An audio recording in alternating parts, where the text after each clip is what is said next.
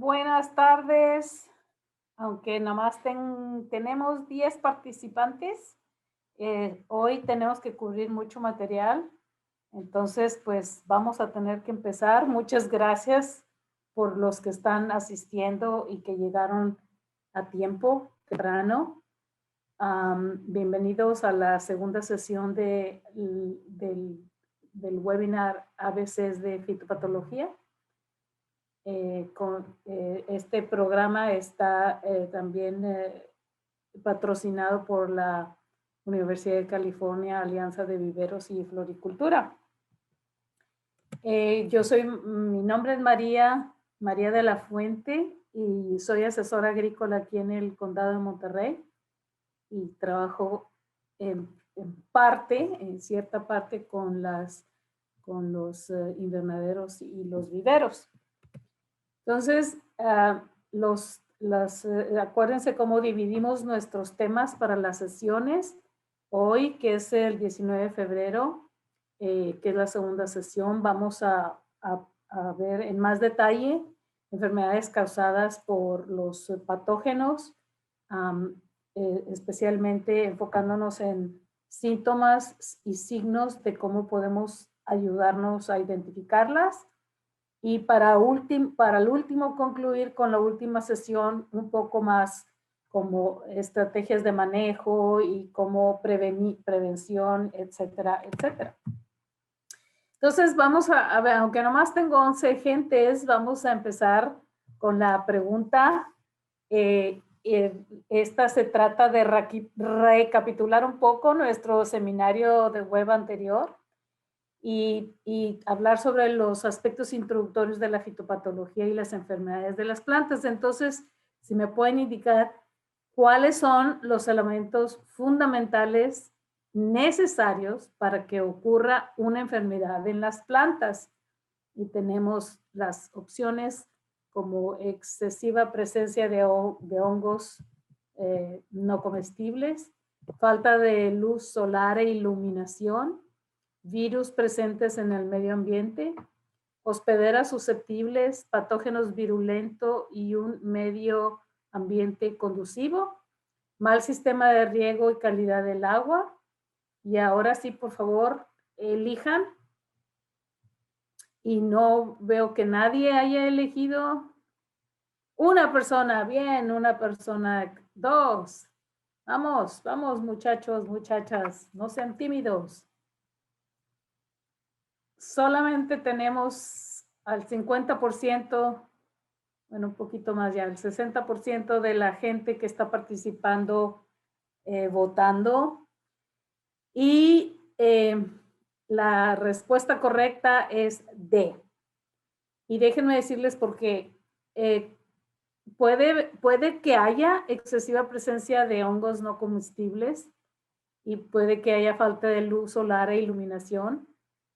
Y muchos de ustedes eligieron los virus presentes, pero acuérdense muy bien del famoso triángulo de las enfermedades.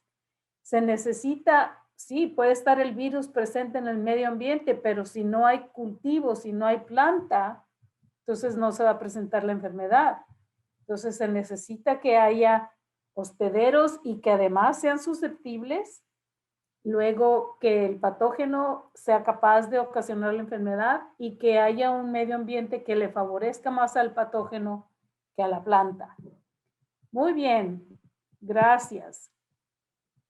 Ahora, lo que quisiera que aprendiéramos en esta sesión es ciertos grupos de mecanismos y de estructuras que los hongos y los mohos acuáticos tienen para que puedan participar y causar las enfermedades de las plantas. Y luego, una vez que los hongos y los micetos interactúan con las plantas, cómo se ven los signos, cómo se ven los síntomas. Luego, en menor amplitud, los mecanismos y estructuras de bacterias, fitoplasmas, virus y nemátodos, el otro grupo de patógenos además de los hongos. ¿Cuáles son las estructuras que participan para que haya causación de enfermedades? Y luego, ¿qué síntomas y qué signos puedo utilizarlos para poder ayudar en mi diagnóstico y por ende en mi tratamiento. Muy bien. Entonces, les decía, ahí tenemos el grupo de patógenos, hongos, bacterias y fitoplasmas, virus y viroides y nemátodos, y vamos a detallar un poco y tomar el mayor tiempo posible con cada uno de ellos. Los más importantes, porque son los más abundantes, son los organismos responsables de una gran cantidad de enfermedades, son los hongos. Se conocen aproximadamente en el mundo más de 5 millones de especies, pero entre ellas están los hongos comestibles, pero tenemos también todos los hongos que participan en la degradación del detritus y del material orgánico. Entonces, más o menos aquí en Estados Unidos se conocen como 100,000 fitopatógenos, es decir, hongos que tienen combinaciones únicas del hongo con la hospedera.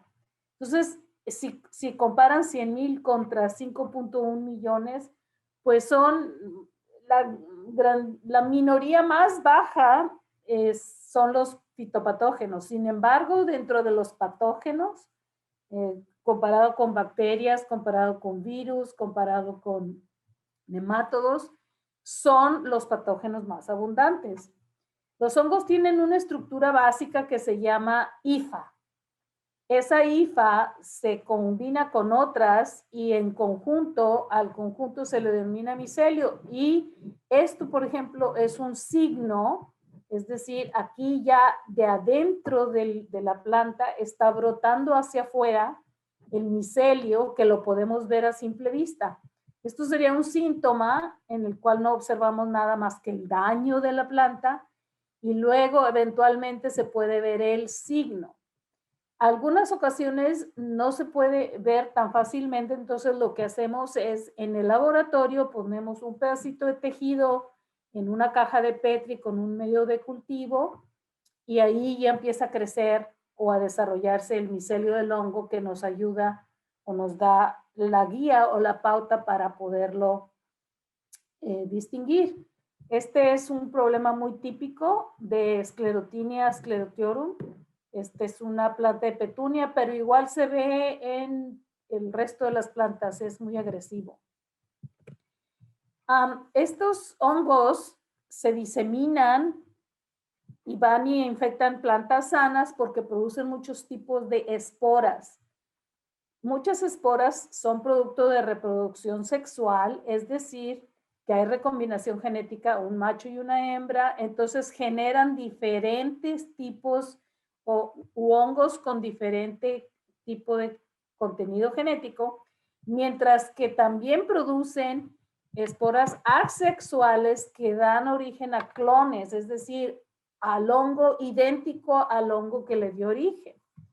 Aquí tenemos cómo se ve a simple vista una masa de esporas de la pudrición parda en un fruto. Este lo causa el hongo Monilinia frutícola. Y luego cuando tenemos oportunidad, estos son bajo microscopio, este es bajo microscopio de barrido, microscopio electrónico, se ven este tipo de esporas, perdón, que son las esporas asexuales, en este caso es de otro hongo, de conidias, son conidias sobre un conidióforo, y este hongo es Aspergillus, pero luego cuando hay recombinación genética, producen esporas sexuales. Aquí se ven un basidio con 4, bueno, le faltó una, ya se le cayó una, pero aquí debe haber 4 basidiosporas que son el producto de la reproducción sexual. No todos los hongos tienen reproducción sexual y asexual, pero la gran mayoría tienen reproducción asexual. Este esquema ya lo habíamos visto en la clase pasada. Muchos hongos tienen la capacidad de penetrar directamente, tienen un sistema enzimático muy agresivo. Entonces la espora germina sobre la superficie de la planta, genera un apresorio o un cojinete de infección y las enzimas disuelven la cutícula entre el hongo y las hifas se empiezan a mover por entre las células, ocasionando el daño. Esta fotografía es una fotografía de barrido, con microscopio electrónico de barrido, o sea que se aprecia en 3 dimensiones. Y aquí tenemos la espora, que hasta de hecho está ornamentada, parece esferita de Navidad. Entonces, bajo condiciones adecuadas, germina, y en este caso es penetración no directa, es indirecta, está utilizando una apertura normal de la planta, de las hojas que se llaman estomas, pero genera el cojinete de infección y ahí entra y lo mismo ya pasa adentro, se sigue diseminando la hifa. Entonces, los hongos son muy oportunistas. Si además la planta tiene heridas por el manejo que yo le doy, muy fácilmente van a entrar, que es el caso típico del moho gris, el botrytis, que lo discutimos la clase pasada.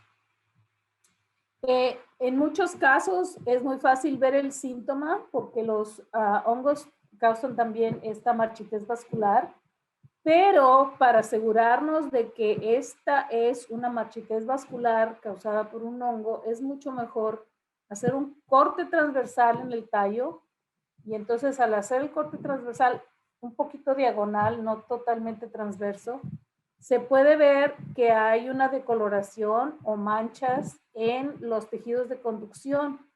Es decir, aquí ya se estableció este hongo verticillium y empieza a generar manchas en los tejidos de conducción y es fácil de verlo. En la clase pasada también les dije que normalmente verticillium y fusarium, los dos son hongos que producen marchiteces, pero verticillium normalmente afecta en un círculo casi completo esa decoloración, mientras que fusarium estaría ubicado solamente de un lado y moviéndose hacia la corteza del tallo. Aquí está fusarium en un ciclamen. Son muy comunes y muy frecuentes y fácilmente se ve la pérdida de turgencia, la marchitez, y entonces lo que se recomienda aquí es hacerle el corte en el tallo de preferencia, aunque aquí pues las hojas están brotando casi de la corona, para ver cómo está distribuido la decoloración. Si es casi todo redonda alrededor, es verticillium. En este caso, al hacerle el corte, lo observaríamos solamente en un lado, que si se fijan, va a ser en el lado izquierdo del tallo. Estos aparecen estar sanos y el lado izquierdo es el que está más debilitado. Aquí tenemos verticillium, que como les decía, es todo alrededor, lo que está, este es sano, este es enfermo, la decoloración. Y estos son los vasos. Esto es una fotografía tomada con microscopio electrónico del corte transversal de un sano para demostrar dónde están los vasos que conducen el agua y por ende dónde están los vasos que van a ser taponeados y que se van a morir las células y por eso se va a ver esa decoloración. Aquí está en una lelí y aquí está fusarium, como les decía, más apegado hacia un solo lado. Se fijan en este caso del centro hacia acá, que es el lado opuesto en este lado del corte. Este es un tejido sano, este es el tejido enfermo.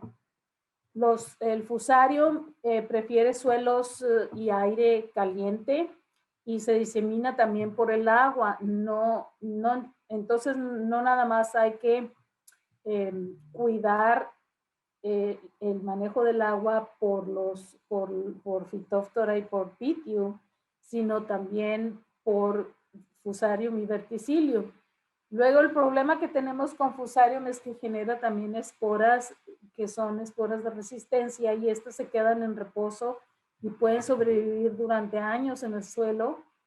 Y entonces, aunque tú dejes de plantar por un par de años, las esporas de resistencia se mantienen ahí, y cuando tú vuelves a sembrar el cultivo que es susceptible, se vuelve a generar la enfermedad. Los hongos también son causantes de pudriciones radicales o radiculares. Aquí tenemos la pudrición radical en el frijol y muchos diferentes rangos. Si se fijan, la raíz, que debería ser blanca, está cambiando de color a color oscuro en el exterior, inclusive hasta que está totalmente muerta. Y obviamente la parte aérea de esta planta ya está o limitada o ya muriéndose también.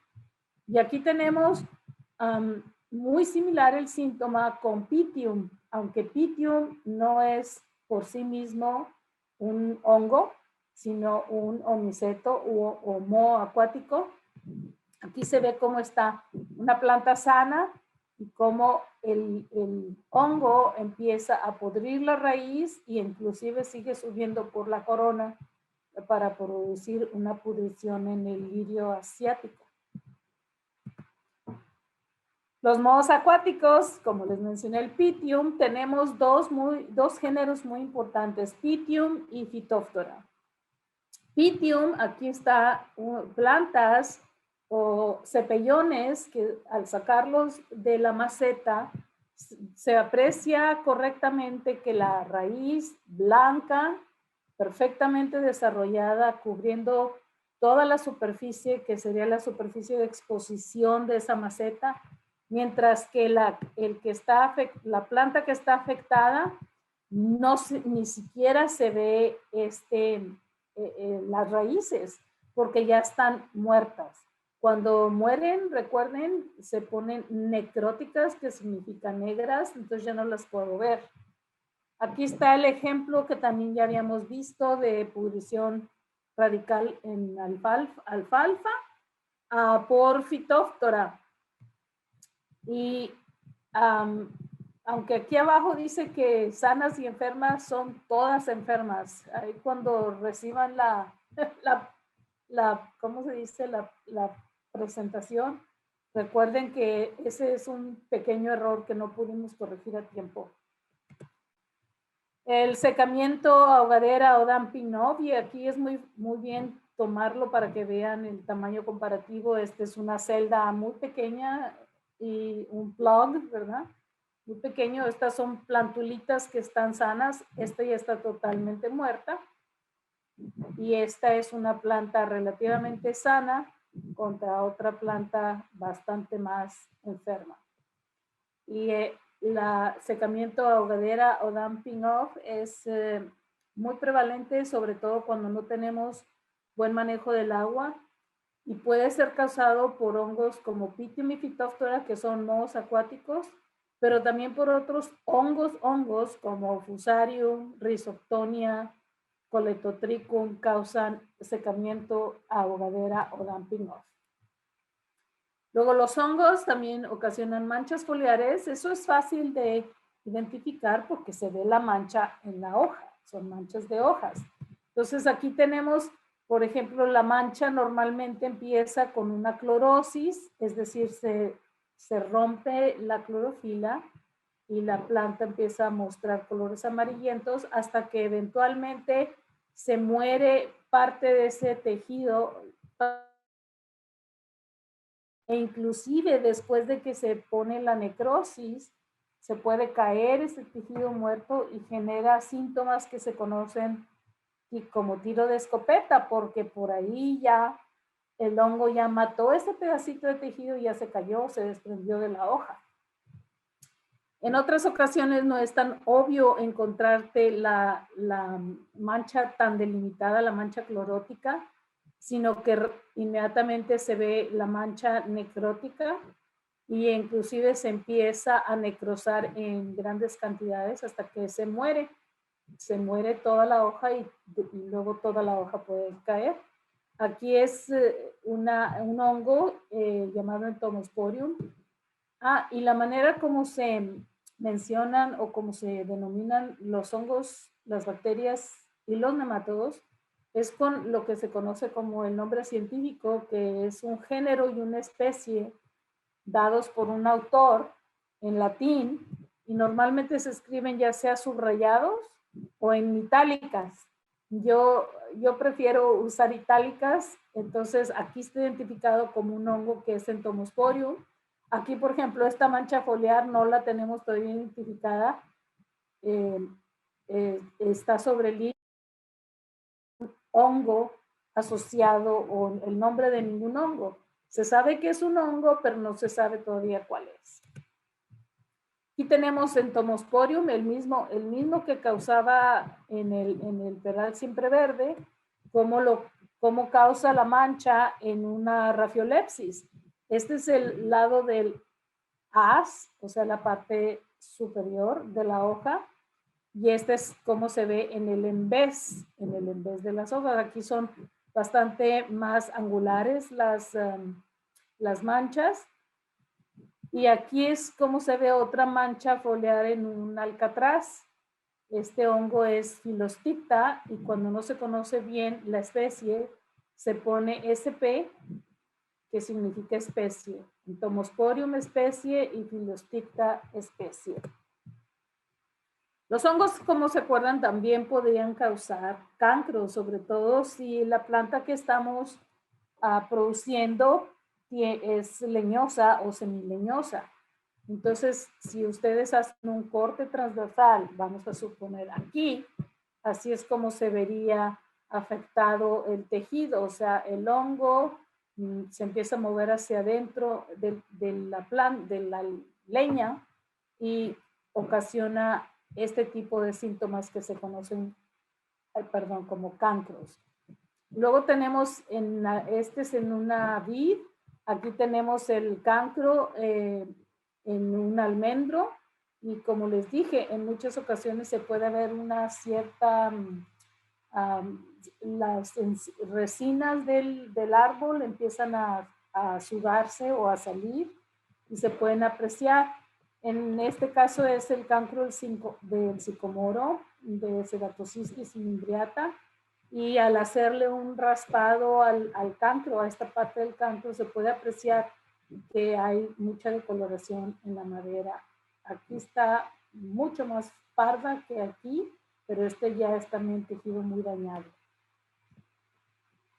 Este hongo, Ceratocystis imbriata, es el causante de la destrucción de muchos de los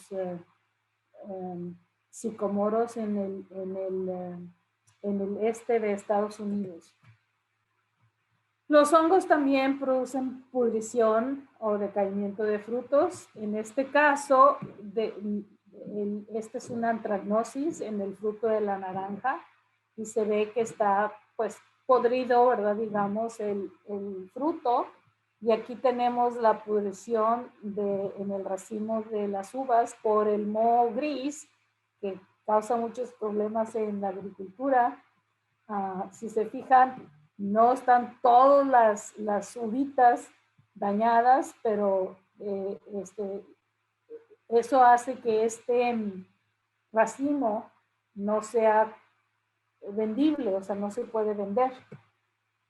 Y aquí está nuestro amigo, el botrytis. Ahora, acuérdense que el botrytis empieza así, y si yo quiero estar segura de que es botrytis, todo lo que tengo que hacer es poner esa fresa adentro de una cámara húmeda, es decir, una bolsa de plástico sellada con un papel húmedo para que en menos de 8 horas, en 6, a veces hasta en 2 horas, empiece a producir los conidióforos y las conilias.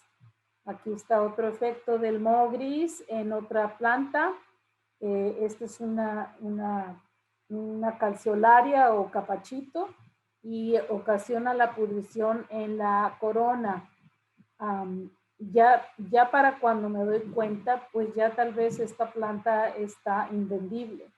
Es la más importante enfermedad, sobre todo en cultivos de invernadero, porque no hay buena aireación o buena ventilación, entonces se generan humedades relativas que son propensas para que el hongo prospere. Esto ya se las había enseñado la clase pasada, fue por una mala poda, aquí es una poinsettia o nochebuena, y entonces si no me aseguro de que mis tijeras de corte o mis herramientas están esterilizadas o sanitadas, esto es lo que va a ocasionar. Y el signo es tan obvio que se ve a simple vista. Aquí se ve a simple vista los conidióforos y las conidias de botritis. Como les había dicho, si ponemos una cámara húmeda, ya sea en una caja Petri o en una bolsa de plástico sellable con un papel húmedo, un espécimen en el cual todavía no apreciamos conidias y conidióforos, en menos de 8 horas, el hongo, como se genera una humedad relativa de más del 100%, empieza a salir del tejido y lo empezamos a ver, y esa es una excelente manera de hacer un diagnóstico efectivo.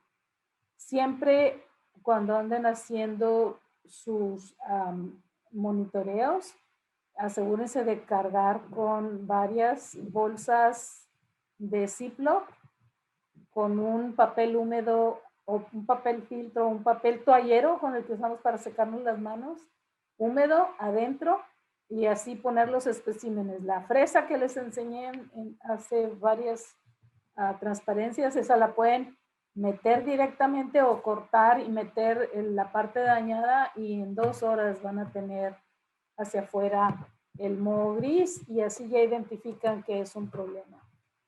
Sin embargo, este es un patógeno débil, pero es muy oportunista. Por cualquier herida que le causemos a la planta entra, y así es como se ven ya con una lupa, con un poquito más de magnificación, los conidióforos y las conidias, y esto es lo que te da como diagnóstico positivo de botritis.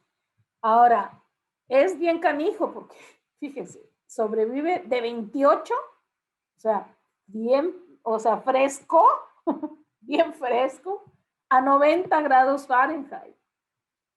Pero prefiere las condiciones, yo creo que las mismas que preferimos nosotros, entre 70 y 77 grados Fahrenheit. Y como les decía, estas esporas se desprenden y van y caen en una planta sana y pueden germinar e infectar en 6 horas. Y en menos de 2 horas ya pueden tener también la producción de las esporas. Aquí es como se ve en la escuela de caballero, que en inglés le dicen Larkspur, y si se fija uno con detalle en la fotografía, a veces pasa desapercibido, pero si se fija uno, ya inclusive se ve el signo, es decir, las esporas, las conidias y los conidióforos desde el hongo están saliendo. Luego tenemos otros hongos como las semicillas polvorientas, que hay muchos géneros y especies, y se llaman así porque producen esporas blanquecinas que al tocar, por ejemplo, la hoja, se salen, puff, ¿verdad? Vuelan y producen ese polvo blanco. Aquí está en cómo se ve la semicilla polvorienta en una nochebuena. Aquí se ve cómo se ve bastante más acoginado, digamos, cómo se ve en un bonetero o ebónimo, pero estas se pueden más fácilmente controlar si se evita que haya humedad relativa alta. Aquí es en un crespón, y si ustedes van a vender, aunque normalmente se vende el crespón como planta, entonces venderlo así no le va a interesar a su ¿cómo se dice? A su cliente, porque ya viene bastante dañado. Los efectos pueden ser ligeros o daños muy significativos. En este caso, si su cliente ve esto, pues no les va a comprar la planta. ¿Cómo se diagnostican las semillas polvorientas? Por esa masa de esporas blancas. Normalmente le gustan los días cálidos y las noches frías. Como no requiere de agua para que germinen las esporas, entonces es bien fácil que entren ya sea por los estomas, algunos tienen la capacidad de tener la penetración directa, entonces prosperan muy fácilmente en un invernadero. Hay muy pocas, pero hay ciertas especies de semillas polvorientas que requieren altas concentraciones de humedad relativa. Y les estoy diciendo esto porque hay otro grupo de problemas que se llaman semillas vellosas, pero esas son causadas por los mohos acuáticos. Y esos mohos acuáticos definitivamente necesitan altas humedades relativas de 89, 90% hacia arriba, porque si no la espora no puede germinar, no puede penetrar y causar la enfermedad. Aquí es como se ve un acercamiento al micelio y las esporas de la semilla polvorienta en fresa, sobre la hoja de la fresa. Los hongos también son los causantes de rollas. Aquí tenemos las rollas de las gramíneas, en este caso el género es Puccinia, la roya del trigo, roya del centeno, roya de la avena, y empiezan primero con unas manchas a que luego se desarrollan en pústulas, y esas pústulas contienen todas las esporas. Esta es una fotografía de microscopio electrónico de barrido para que se vea. La pústula es como una ampolla que revienta y de la cual salen las esporas que se dispersan con el aire o con el salpique del agua y pasan de partes sanas y infectan partes enfermas. Esta es la hoja la roya del rosal, y la pústula es un poquito más redonda, pero las esporas también casi siempre son entre anaranjadas a ocre. Esta es la roya del crisantemo, que es otra Puccinia. El género es Phragmidium. Esta es una Puccinia y si se fijan, hace pústulas en círculos, muy interesante, pero si lo observa uno con el microscopio de disección, se puede ver, no tan bonito como aquí, pero sí se puede ver que es la pústula con las esporas que están emergiendo. Ahora, ¿dónde se conocen estas rollas? Hay muy poquitas especies que tienen rollas. Dentro de las que se producen en invernadero o vivero, pues podemos tener el espárrago, muchas gramíneas, especialmente como el trigo, el maíz, frijoles, pastos, café y rosas. Entonces, muchos de ustedes no tendrían gran problema, excepto si producen rosas o ciertos pastos. Y son bien específicas, es decir, la roya de la fresa no le va a pegar al crisantemo, etc. Tienen ciclos de vida bien complejos, pero es importante, si tienen este problema, que aprendan lo que es un ciclo de vida, porque una vez que aprenden lo que es un ciclo de vida, pueden darse cuenta dónde pueden efectuar las medidas de control y evitar que se siga reproduciendo y reproduciendo el hongo. En muchos casos, por ejemplo, en el trigo, muy famoso, la roya del trigo, tienen como hospederos alternos el agracejo, que es el género Berberis, que muchos lo cultivan. Entonces, sobre todo porque es un nativo, sobre todo si ustedes trabajan con especies de plantas nativas y producen berberis, tengan cuidado porque es un hospedero alterno, es decir, para que complete su ciclo biológico, el patógeno necesita pasar por el trigo y por el agracejo. Sin embargo, cuando está en el trigo, tiene muchas fases de reinfecciones, aquí y aquí y aquí. O sea, no necesariamente para evitar la roya del trigo se deshace uno del agracejo solamente. Luego tenemos hongos como este que produce pudriciones en las raíces, que tiene unos signos muy fáciles de distinguir porque produce lo que se le conoce como rizomorfos, o en este caso inclusive la enfermedad le dicen cintas de zapatos porque parecía sobre la raíz del manzano. Entonces esto va constriñendo las raíces y además extrayendo valor nutritivo hasta que eventualmente el árbol declina y muere. Este hongo ataca muchos árboles maderables y luego se reconoce porque forma un cuerpo fructífero o un carpóforo que inclusive es comestible. A este hongo se le llama hongo de miel.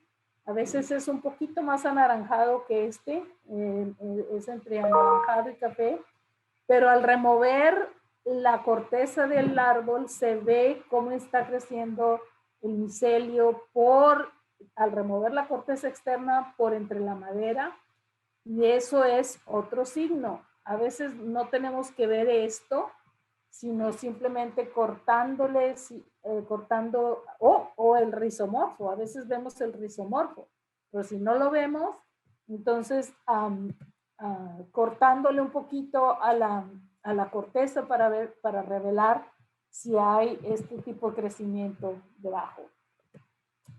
Y luego estamos con los mohos acuáticos que por mucho tiempo se consideraron hongos, aunque ahora nos hemos dado cuenta que taxonómicamente están más relacionados con las algas. Entonces, hasta ahora como que caemos en la cuenta de por qué los fungicidas que utilizábamos para controlar otras enfermedades de hongos no funcionaban con Phytophthora pythium y las semillas vellosas. Pues porque son algas, o sea, necesitaríamos haber empezado a desarrollar algicidas o ¿cómo se dice? Productos químicos específicos contra las algas. Estos requieren altas concentraciones de agua y el agua es clave para que se complete su ciclo biológico y se diseminen. Y utilizan unas esporas que tienen dos flagelos que las ayudan a nadar en el agua. Y entonces por eso es que se dispersan muy fácilmente por el agua, porque tienen estas esporas que nadan. Aquí están, ya vimos unos ejemplos y ahora vamos a ver un poquito más. Phytophthora, pudrición de la corona y de la raíz. Cuando removemos, por ejemplo, si este árbol empieza a mostrar síntomas de un decaimiento, se le remueve la corteza externa para ver qué tipo de hongo o moho acuático tiene. Si la mancha es negra u oscura, esto es índice o signo, se le considera como un signo de enfermedad producida por Phytophthora. Aquí está bueno, aparte que alguna persona trató de no ponerle suficiente agua, entonces aparte de que está muy seca la raíz, esta raíz y aquí la pudrición en la corona se puede alcanzar a ver que está decolorado. Eso es lo que causa Phytophthora en la raíz y en la corona. Ya vimos, esta ya la habíamos visto, secadera, ahogamiento, damping off, en el lirio y aquí en una planta de algodón. Y luego tenemos otro tipo de enfermedades que estas ocurren en la parte aérea y son las semillas vellosas. Las semillas vellosas, como requieren de alta humedad relativa, se presentan principalmente en el envés de las hojas, en la parte de abajo de la hoja, porque la hoja al estar posicionada en la planta genera una microcámara de humedad al doblar, y ahí es donde fácilmente el hongo puede crecer. Las masas de esporas son blancas, igual que las de la semicilla polvorienta, pero Muchas especies pueden ser más de color lavanda o púrpura. En este caso es una hoja de lechuga. Este es el embés, es la parte inferior de la lechuga y ahí se ve gremia.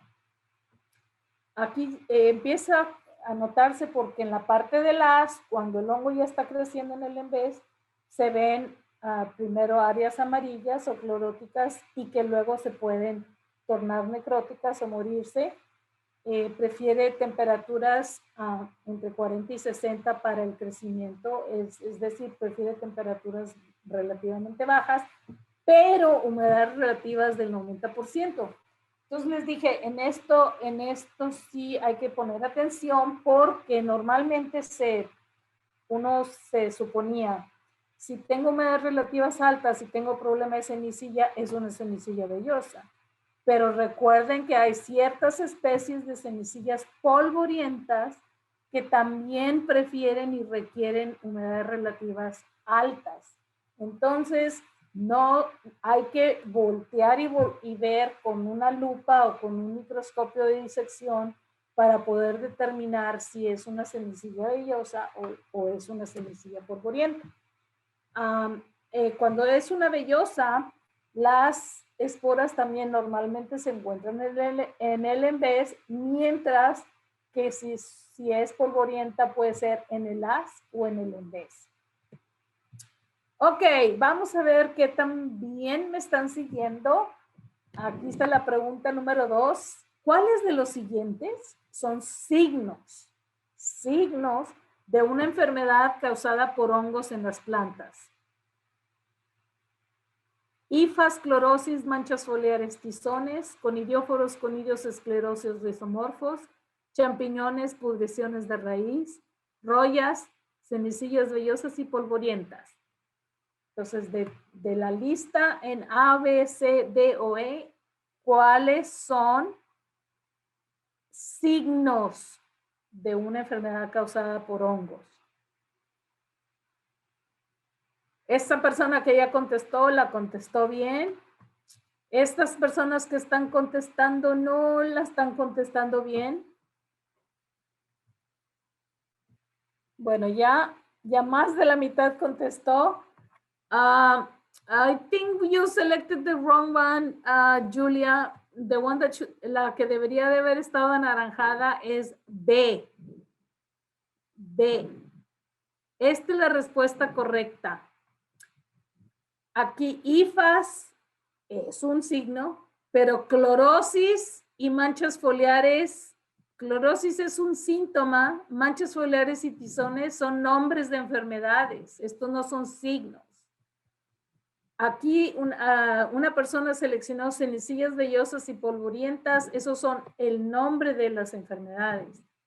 Conidióforos, con las conidias o conidios, los esclerosios y los rizomorfos, esos son signos porque son la manifestación actual del patógeno en o sobre la hospedera. Acuérdense, utilizamos tanto los signos como los síntomas para poder hacer una identificación correcta. Muy bien. Continuemos ahora con las bacterias. Estas bacterias son, en lugar de tener muchas células, son nada más una sola célula. Cada célula es un organismo. Y estas bacterias se miden de 1 a 3 micras o micrómetros. Todos conocemos el sistema métrico decimal. El sistema de métrico decimal se mide por metros. La décima parte de un metro es un decímetro. La centésima parte de un metro es un centímetro. La milésima parte de un metro es un milímetro. Bueno, el milímetro es tan chiquitito que a veces ni nos ponen las rayitas en las reglas, ¿verdad? Y no lo podemos distinguir. Pues la milésima parte de un milímetro, que apenas podemos ver en la regla, la milésima parte es el tamaño de una bacteria. De 1 a 3 micrómetros, y a eso se le llama micra o micrómetro.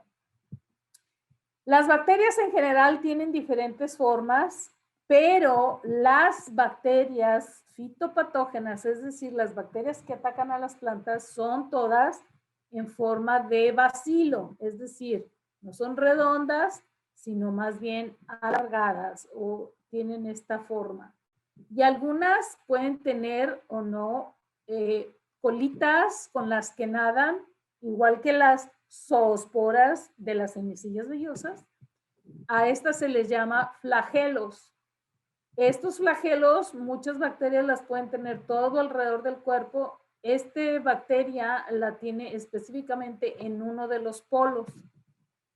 Pero una vez que tenemos las bacterias, cuando las ponemos en una caja de cultivo, en el laboratorio, con agar nutritivo, podemos aislar colonias de las bacterias. Por ejemplo, en esta bolita que apenas se ve aquí, tenemos más de 100,000 o casi 1,000,000 de bacterias en eso. Aquí tenemos miles de millones de unidades individuales.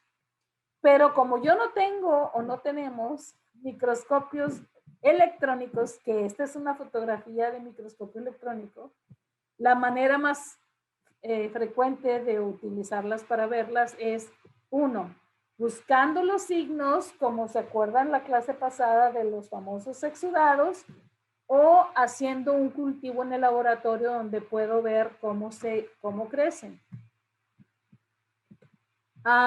Las bacterias se descubrieron hasta 1878 y un doctor Erwin, se llamaba, por eso le puso al género de la bacteria Erwinia, descubrió en el peral y manzano una enfermedad que denominó tizón del fuego, porque si se fijan, o sea, primero se ponían amarillas, pero inmediatamente se ponían oscuras, como si se hubieran quemado. Y entonces a este se le llama tizón del fuego del peral y del manzano, y la bacteria se denominó como Erwinia.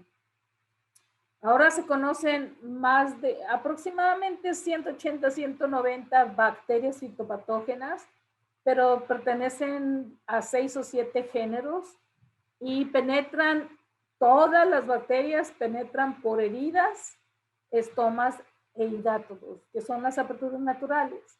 Las bacterias, ninguna tiene la opción de poder penetrar directamente. Es decir, ciertos hongos, acuérdense que les dije, tienen ciertas enzimas que directamente sobre la cutícula de la planta penetran directamente. Las bacterias no. O entran por aperturas naturales como las estomas o los hidátodos, o por heridas.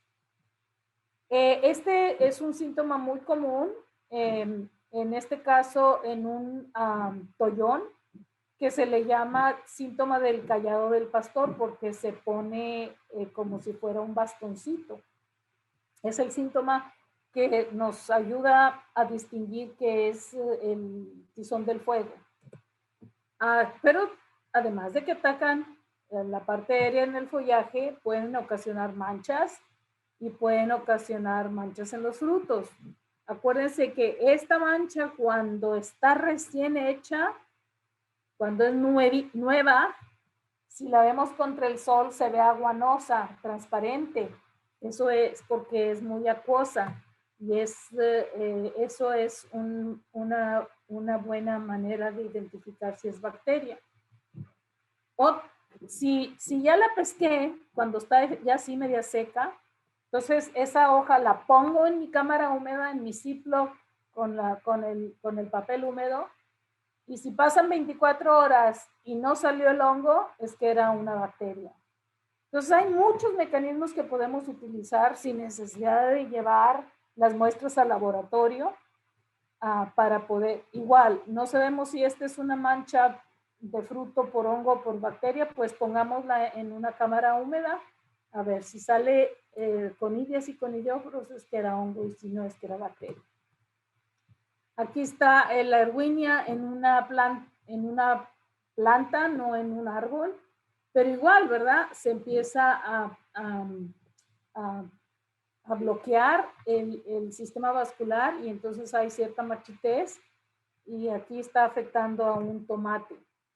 Y luego los síntomas de producción de agallas por un solo grupo de bacterias, un género que se llama Agrobacterium, que por cierto, en el material que les mandé, espero que lo hayan revisado porque esa fue una de las preguntas en la sesión de preguntas y respuestas. Querían saber cuál era la diferencia y cómo poder identificar agallas producidas por insectos de las agallas producidas por bacterias. Y espero que les haya servido ese material. Inclusive venía con muchas fotografías que les ayudan, les dan la pista. También las bacterias producen pudriciones blandas, es decir, atacan atacan tejidos que son ricos en pectinas y entonces se hacen que se pongan flácidos y es muy, muy fácil que ocurra esto en los frutos. Y aquí tenemos una pudrición blanda en un pimiento, que por cierto, nosotros tendemos a decirle aquí en California, y yo me quedé como, ¿qué es eso? Le dicen chile campana, porque lo traducimos directamente del inglés de bell pepper. Pero para nosotros estos son pimiento, y es pimiento verde o pimiento morrón, si es rojo, y ahora ya también hay hasta pimientos amarillos. No son chile campana. Y aquí tenemos, por ejemplo, cómo se ve la mancha acuosa anegada en una cabeza de brócoli, también una pudrición blanda bacteriana. Luego tenemos estas bacterias que se conocen como bacterias fastidiosas porque inclusive estaban siendo clasificadas anteriormente como fitoplasmas, pero ahora ya se sabe que son bacterias. Y estas ocasionan la enfermedad de Pierce's disease, la enfermedad de Pierce en las uvas, y es el género Gillela fastidiosa. Ataca a otras especies, por ejemplo, así es como se ve este escorchamiento en el olmo, así es como se ve en un liquidámbar, que es un árbol. Pero es una bacteria que es vectoriada, es decir, se transmite por un insecto vector que se le llama la chicharrita de alas cristalinas. A esta chicharrita es el género de este insecto es Omalodisca vitripennis. Antes se le conocía también como Omalodisca coagulata.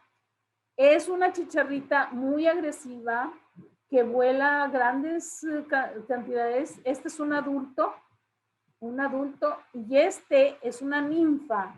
Y estos son el resto de las chicharritas, una chicharrita azul, para que vean el tamaño comparativo. Esta es una ninfa, o sea, el adulto es todavía un poco más largo y más grande que esta ninfa. Este es un estadio inmaduro, este ya es el adulto. Estas transmiten otro tipo de virus, sobre todo, pero la chicharrita de alas cristalinas es el vector responsable por la propagación de esta bacteria fastidiosa. Estas son todas las especies sintomáticas de plantas de paisaje en California, en las cuales se ha detectado, y esta lista a lo mejor va a seguir, se ha detectado esta bacteria fastidiosa. Entonces, aquí está el género y la especie y cómo lo conocemos en español.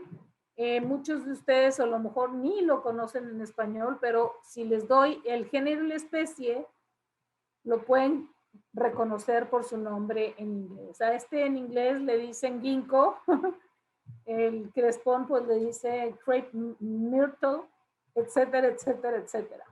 Ahora, de esta bacteria se han descubierto ya 4 diferentes razas, y si se fijan, no todas las razas afectan indistintamente, es decir, son cuasi o casi específicas.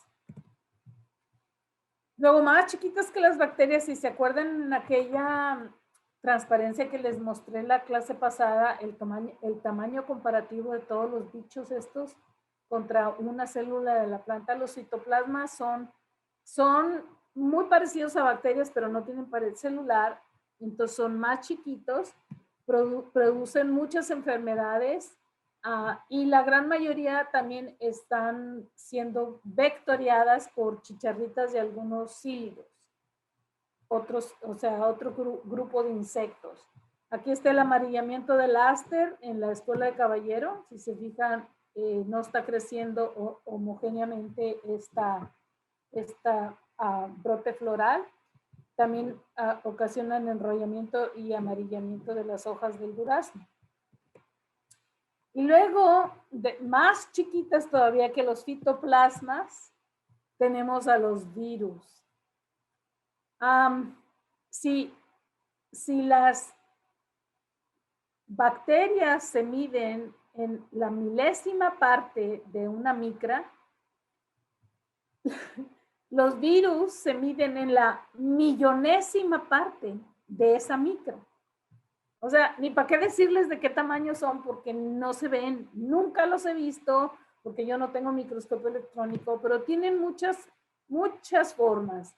Hay virus muy grandes, como este virus, ¿verdad? Que claro, o sea, no es lo que yo diría, porque mide la millonésima parte de una micra.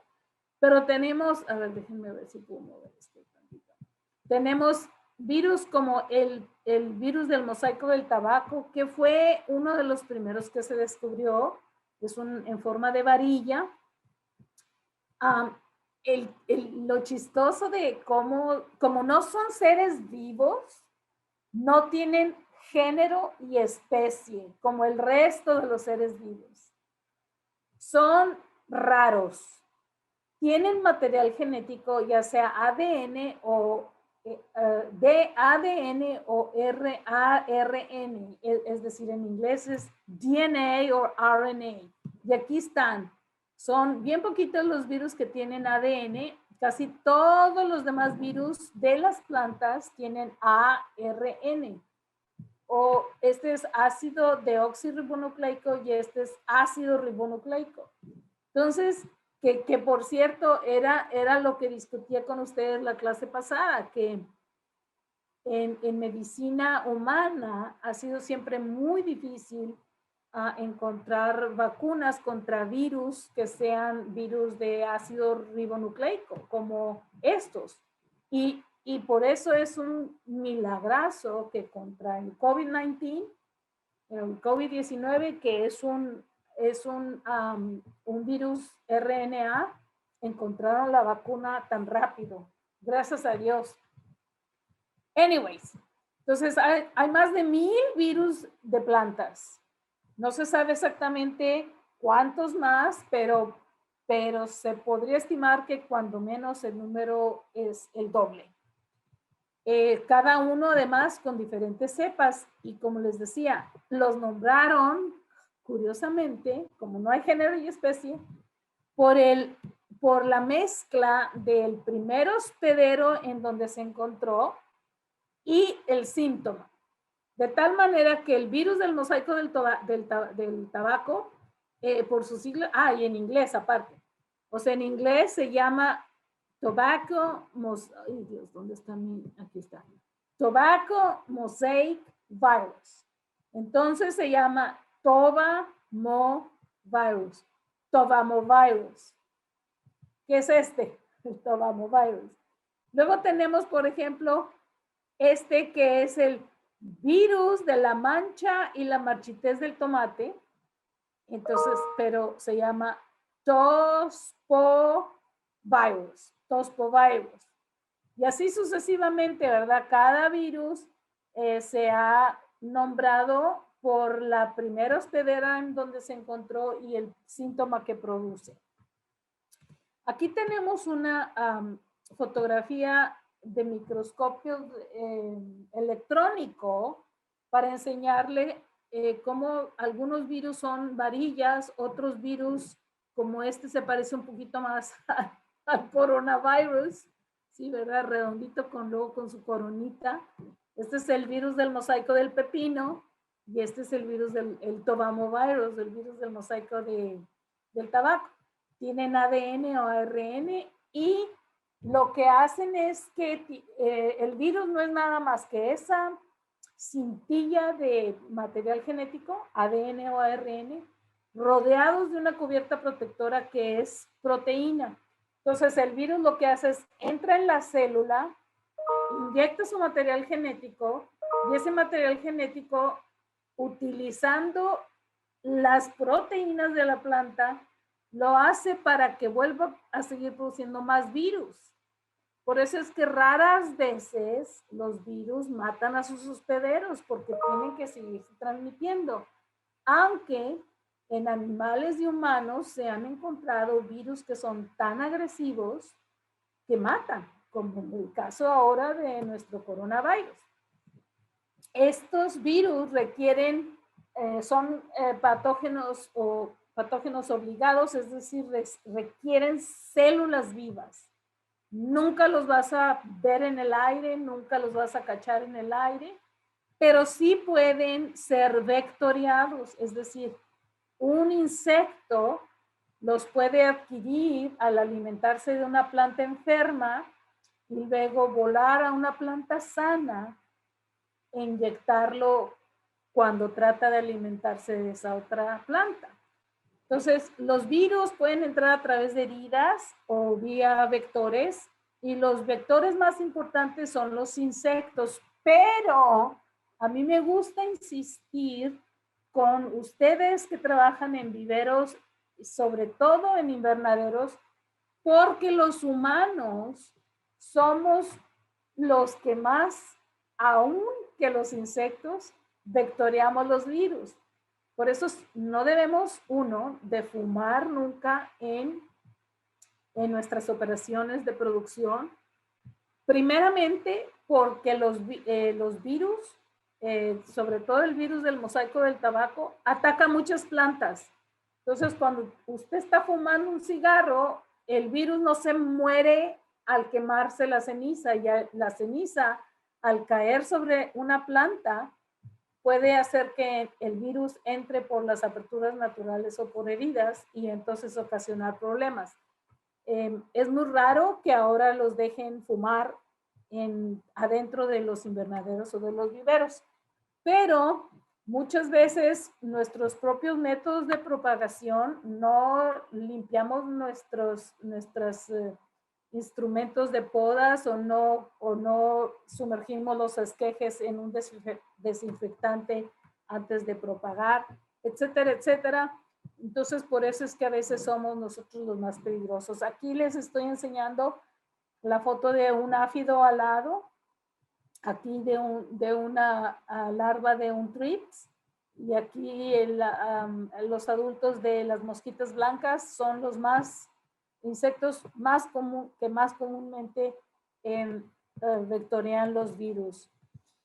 Y aquí están ejemplos como el virus del mosaico. Este es el virus del mosaico del pepino, pero le está pegando aquí a una mandevilla. Y por eso se llama de mosaico, porque las coloraciones parecieran como si fuera un mosaico. Igual que el virus del mosaico de la wisteria, este es y este es el virus X, todavía no se sabe, en un lirio llantén. Entonces, a veces el mosaico no es tan marcado, vamos a suponer, como en este caso o en el caso del virus del mosaico del tabaco o en pero es todavía un mosaico. Aquí tenemos el virus del mosaico del pepino en frijol, que además de que causa el mosaico, causa muchas deformaciones. Esta no es como se ve una típica hoja de frijol. Luego este es el virus de la avena grande de la lechuga en la lechuga y se llama de la avena grande porque vean nada más la avena cómo crece, pero es un mosaico. Este es otro virus desconocido en un lisianto y también se puede ver que es un mosaico porque tiene todas estas tonalidades de verde y amarillo. Pero los virus también pueden ocasionar manchas. Las manchas no nomás son como puntitos, sino que tienen patrones. Unas manchas son como esta, una mancha anillada, como anillos. Este tiene un patrón lineal muy caprichoso. Y luego tenemos ciertas manchas de tipo anillo, ¿verdad? Anilladas. Y luego, aunque lo vimos en la vez pasada, a veces los virus son deseables, como en el caso de los tulipanes. Yo creo que ya no se producen, ya no se venden bulbos que tengan tulipanes de un solo color, sino ahora se venden estos tulipanes que por estar afectados por un virus producen estas rupturas florales que son muy deseables. Y si yo les dijera cuál prefieren, la del lado derecho o la del lado izquierdo, la gran mayoría de ustedes me dirían que la del lado derecho es una angelonia porque está infectada, pero lo que el virus hace es que se ponga más oscuro en la coloración que producen los pétalos. También deforman frutos, y aquí está el virus Y de la papa, por eso se llama potivirus. Y cómo deforma, abajo se ven todos los sanos y cómo deforma y le da diferentes matices y colores. La distorsión y decoloración causada en pimientos por el cucumovirus o el virus del mosaico del pepino. Y luego estos que han sido recientemente emergentes, pero ya están bien establecidos en nuestros cultivos. Este se llama, como se llaman en inglés, pues podríamos hacer traducciones, digamos, bien literales, pero este es el virus de la mancha de la mancha y marchitez del tomate, TSWV. Aquí está, por ejemplo, en Gerbera. Y que ahora nos está pegando por diestra y siniestra, que es el Impatiens Necrotic Spot Virus, el virus de la mancha necrosada del Impatiens, el INSV. Aquí está en Phalaenopsis, en una orquídea, y aquí está en otra planta. Entonces, pues síntomas, digamos, bastante diferentes, pero están causando muchos problemas. Aquí se ve claramente las manchas anulares. Y luego, por último, y disculpen que ya me pasé 5 minutos, pero es importante que me fuera despacio en esto. Vamos a ver a mis hermosos nemátodos, que son los únicos animales patógenos. Son gusanos redondos, es decir, no son segmentados, y miden desde 12 milímetros como este Longidorus, 12 milímetros, es decir, lo puedo ver a simple vista, hasta chiquitos como este Pratylencos, que es 250 micras, es decir, 250 milésimas de milímetro. No llegan al milímetro, una cuarta parte de un milímetro. Algunos se alimentan externamente, es decir, aquí está el nemátodo, inserta el estilete y empieza a succionar los alimentos, y otros entran directamente al tejido de la planta y se alimentan directamente adentro.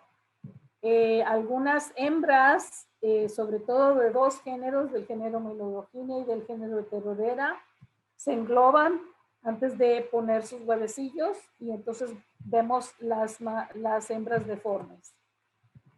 El nemátodo de la galla radicular o Meloidogine, pues funciona porque produce agallas, pero dentro de cada una de estas agallas se encuentra una hembra grávida, y a veces hasta inclusive sin producir agalla. Aquí, por ejemplo, estamos viendo una hembra grávida. Ataca las raíces de todo tipo, ya sean fibrosas o sean atípicas, y el síntoma primario es obviamente las agallas.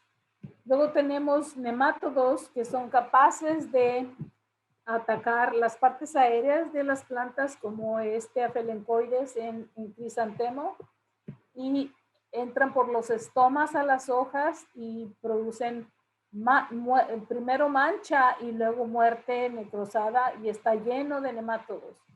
Y el Pratylencus, que es el más chiquito, 250 micrómetros, entra y se puede ver la evidencia de que perforaron y penetraron en la corona o en la raíz.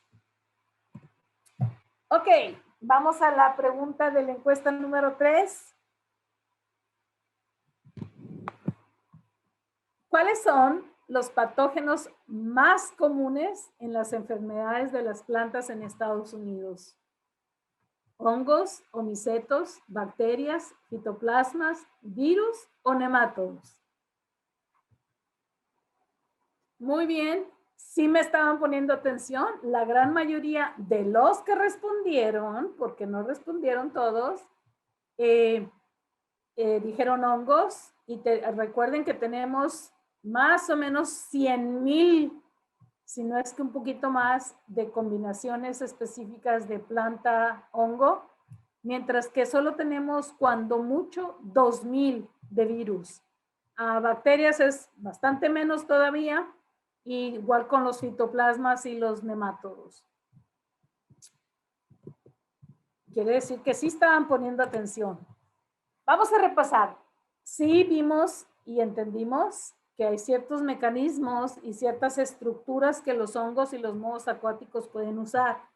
Los hongos son los únicos que tienen la capacidad, igual que los nemátodos, porque pues los nemátodos tienen el estilete, de tener penetración directa.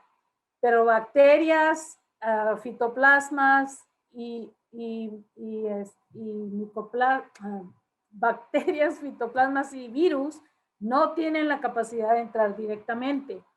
¿Cuáles son las estructuras que usan los hongos? Normalmente son las esporas. Hay varios tipos de esporas, entonces, pero siempre hay una espora asociada. ¿Cuáles son los síntomas y los signos de las enfermedades fungosas o las enfermedades causadas por hongos? Pues las vimos en las diapositivas. Normalmente esperamos ver igual esas esporas que salgan del tejido para poder hacer un diagnóstico positivo usando los síntomas y los signos en conjunto. Luego, ¿cuáles son los mecanismos y estructuras de bacterias, fitoplasmas, virus y nemátodos? La bacteria es la bacteria por sí misma, igual que el fitoplasma y el nemátodo, pero con los virus, acuerden, el chiste del virus es que hace que su DNA produzca más del DNA de ellos o del RNA de ellos y la capa proteica, y así es como se distribuye de una planta a otro. Es fácil ver los síntomas de los virus, sí, pero los signos no. Normalmente no podemos ver signos ni de virus ni de fitoplasmas. Los signos de bacterias son normalmente cuando producen exudado, que es fácil de identificar, y los nemátodos, pues el nemátodo en sí, porque es bastante en comparación con las bacterias, bastante más grandes. Muy bien, pues por mi parte, este es el final de la presentación. Como les dije, había mucho material hoy, pero vamos a ver qué tantas preguntas, si es que tienen preguntas, y a ver si me siguieron y fueron capaces de seguirme. Ya les dije, ustedes en la parte de abajo tienen un botón que es Q&A, Q y A. Entonces ahí pueden empezar a mandarme sus preguntas y yo con todo gusto, si me sé la respuesta, se las doy ahorita, y si no, la averiguo y se las mandamos junto con el material que he estado mandando de nuestras presentaciones. Ándele, muchachos, ándele, Antonia, hágame una pregunta.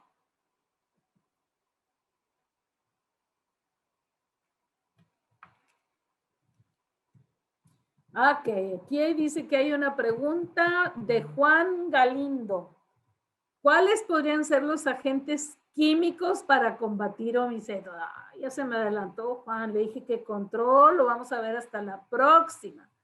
Pero recuerden lo que les dije. De hecho, cuando teníamos problemas con Phytophthora y Pythium, les estoy hablando que hace 10 años, los fungicidas eran tan raros ¿Por qué? Porque ahora nos damos cuenta porque no eran hongos. O sea, los fungicidas que eran efectivos contra los demás hongos no podían hacer nada ni con Phytophthora, ni con Pythium, ni con las semillas vellosas. Entonces, normalmente un buen algicida puede ser utilizado para matar omicetos, pero con el pequeño problema. Las algas también están muy relacionadas con las plantas, entonces no quieres matar a la planta cuando estás tratando de matar al alga. Entonces, son muy específicos los agentes químicos, los homicidas, eso, o sea, para matar a los homicetos, pero voy a tratar de conseguirles una lista de estos para mandárselas y que lo tengan en su, ¿cómo se dice? En sus materiales. Mi área de especialidad es más centrada alrededor de control biológico que de control químico. De hecho, yo prefiero no utilizar control químico porque yo sé que si tengo buenos métodos culturales, no voy a tener problema con las enfermedades. Ok. ¿Alguna otra pregunta?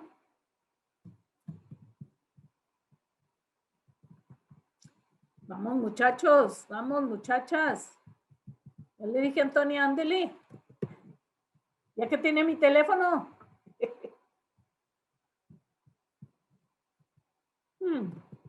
Vamos a, ups, ya se me fue mi pantalla aparte.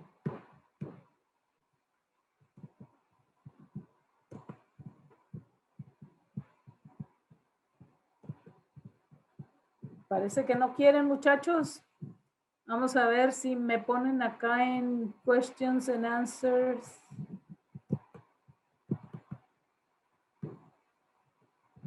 Va. Nada. Pues eso me quiere decir a mí o que me entendieron todo o que no me entendieron nada. Nada, ya no hay ninguna otra pregunta. Ah, Antonia, eso, ay, ay, ay, ay. ¿Qué recomienda para botritis cinerea en colocáceas? Colocáceas, ni siquiera sé qué es una colocacia, hágame el favor. Colocacia, botritis, botrytis. Miren, con botrytis, la mejor manera es la prevención, siempre.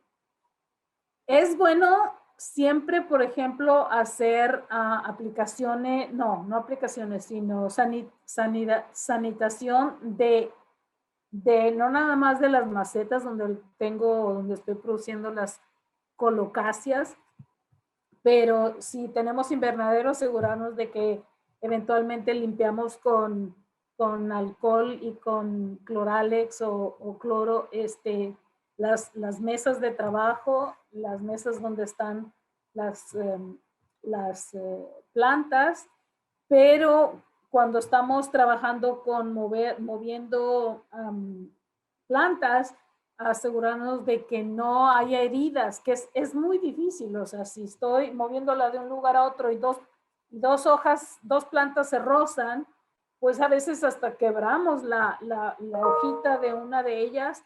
Eso ya abrió heridas para que entrara botritis. Entonces, en la tercera clase vamos a ver un poco sobre cómo podemos manejar nuestro medio ambiente mejor para asegurarnos de que no haya problemas. Pero si yo encuentro algún fungicida efectivo contra botritis, yo le mando la recomendación en su cultivo. Yo le mando la información o publico la información para todos en el material que se les va a mandar la próxima semana, que cubre lo que vimos en esta semana. ¿Ok? ¿Alguien más?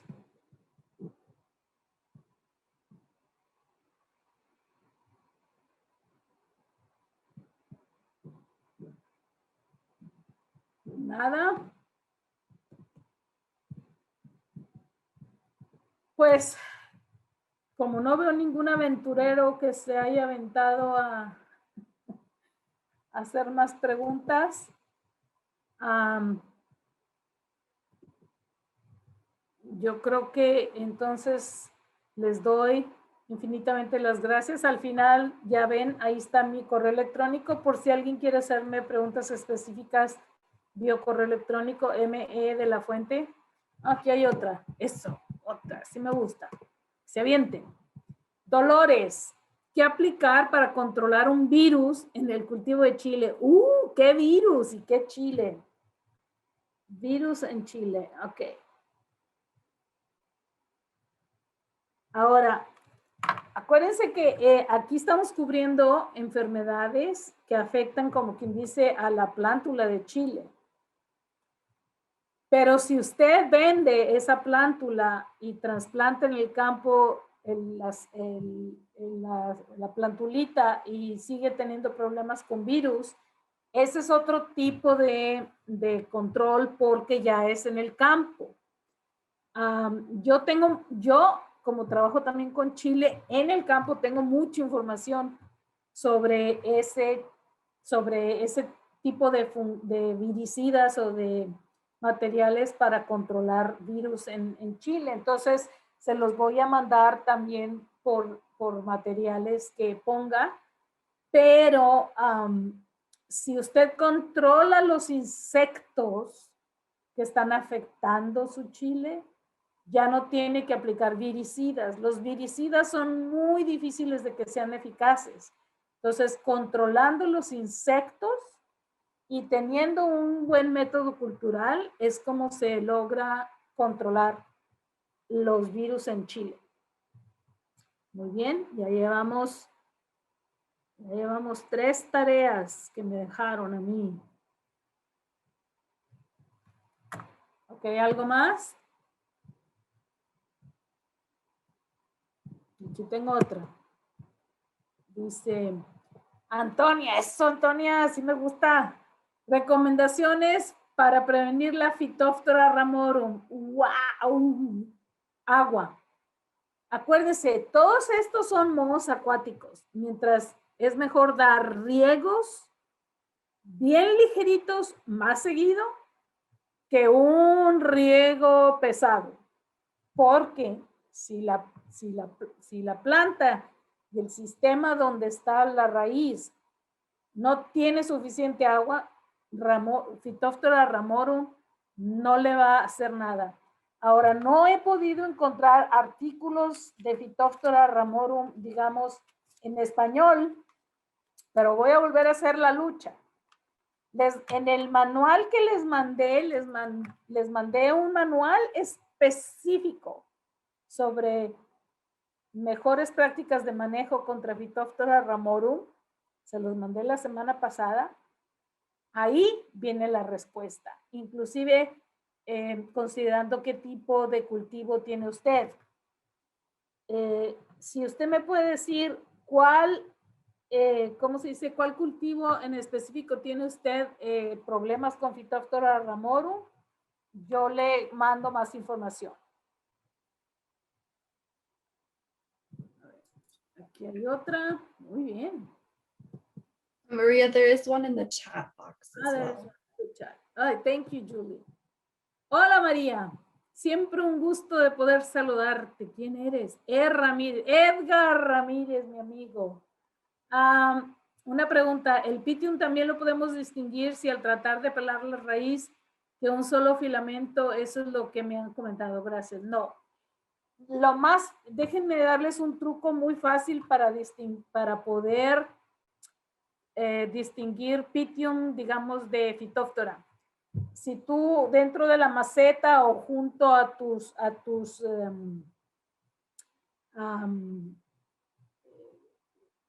¿cómo se llama? En tus trays, en las bandejas, pones círculos gruesecitos, no muy delgaditos, o rebanadas de papa.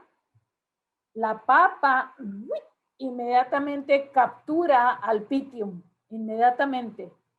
Y a los 2 días puedes encontrar, doctora, ¿me podría mandar su correo electrónico? ¿Cómo no? Juan Galindo, es M.E. de la Fuente. Y luego, ahí está en la, es que yo no sé por qué yo ya no veo. Julie, did I lose, am I sharing my screen? You are, but you're at the end of the slideshow, so you might have to start over your Well, no, my email is at the last slide. Is that the last slide? No, it's the blank black one. So how do I go back? Can you, oh, Yeah. there, and then start. Thank you. Ok, so, discúlpenme muchachos, pero pues algo le pasa a esta que no sabe. Aquí está mi correo electrónico. Pero entonces, como les decía a Edgar, como te decía, si pones tus rebanadas de papa, puedes fácilmente capturar a Pythium y reconocerlo, digamos, contra Rhizoctonia o contra Coletotrichum, que también causan enfermedades en la parte de las raíces. Si tú tratas de pelar la raíz, es más difícil, uno, porque pues estamos hablando de plántulas, ¿verdad? Yo no sabía de eso, pero puede que sea cierto, voy a tratar de buscarlo. Y si es cierto, al cabo tengo tu teléfono y te lo mando, y si lo encuentro, publico la información con todos ustedes. You're going to be copying this, isn't it, Julia? All this? Yes. Thank you. Ok, tengo otra pregunta acá en preguntas, en questions and answers. Camelia, era para decirme, sí. Ramorum en camelia, rododendro y azalea.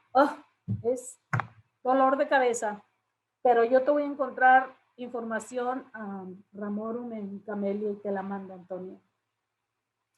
Muy bien, chicos, ¿alguna otra pregunta? Todavía nos queda unos cuantos minutos. Y si no, ya saben, en mi correo electrónico, encantadísima de la vida. A ver, eso así me gusta mentar. El virus Impatiens necrotic spot es una enfermedad que se da en la lechuga. Se me hace que sí. INSB es muy común en la lechuga. Sí. Y por ende está causando aquí muchos problemas en la zona de Salinas, porque de la lechuga se está brincando a todos nuestros cultivos ornamentales. ¿Puede afectar en invernaderos? Sí, como les enseñé en la transparencia, INSB se ha localizado en gerberas, se ha localizado en Phalaenopsis o ¿cómo se dice? La orquídea. Y entonces hay que tener mucho cuidado. Pero donde está ahorita causando mucho deterioro es también en la lechuga. Otra pregunta. Es la misma. Sí, también puede afectar invernaderos.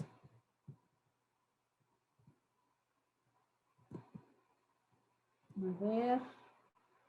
Parece que ya no hay preguntas. Me ha dado tanto gusto que estén tan participativos y tan activos, y que ya saben, estoy para servirles. Si tienen más preguntas, no duden en consultarme. Ya tienen mi correo electrónico, algunos hasta tienen mi teléfono. Entonces, cuando puedan, tómense la molestia de mandarme preguntas. Si están en partes diferentes de California, recurran a la oficina de su asesor agrícola, Farm Advisor, en las oficinas de extensión cooperativa. Cada condado o casi todos los condados tienen una oficina, o hay una oficina que sirve a varios condados. Entonces, no tengan pena en hablarnos. En el video, perdón, en la clase pasada les di la información para que manden muestras si no tienen manera de conducir sus diagnósticos a la doctora Joana del Castillo, y la próxima clase también lo voy a volver a publicar para que estemos seguros de que todos ustedes mandan la información. Yo ya le sugería a Joana que pusiera la forma en el web en español para que no batallen ustedes en ¿cómo se dice? En llenarla.